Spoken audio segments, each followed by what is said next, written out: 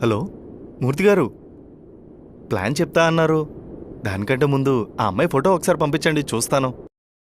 ఎక్కువ సంబరపడిపోకండి. ఓ ప్లాన్ చెప్తానండి.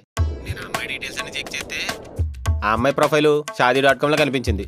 సో మనం అది చూసి అప్రోచ్ అయినట్టు చూపిద్దాం. ఎందుకు మూర్తి గారు, శాస్త్రి గారి ప్రొఫైల్స్లో చూసామని చెప్పేద్దాం. అప్పుడు నా ఉద్యోగంతో పాటు నీ సంబంధం కూడా పోద్ది. అయినా ఆయన మనకు ఆ సంబంధం చూపించినప్పుడు ఆయన పేరు ఎలా వాడతాం? అవునులేండి, అది కూడా కరెక్టే. ఇప్పుడు నేనేం చేయాలి? అర్జెంట్గా షాదీ.comలో ఆ అమ్మాయి ప్రొఫైల్ అప్రోచ్ అవ్వు. మరి నాకు అందులో అకౌంట్ లేదే. అయితే క్రియేట్ చేసుకుని అప్రోచ్ అవ్వు. మూర్తి గారు, ఇంతకీ ఆ అమ్మాయిది అశ్విని నక్షత్రమే కదా?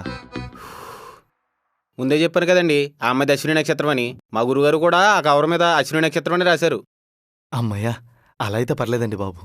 అయినా మీ నక్షత్రం గోల్ ఎక్కువైపోయిందండి బాబు. నాకు పేరెంట్స్ లేరండి మూర్తి గారు.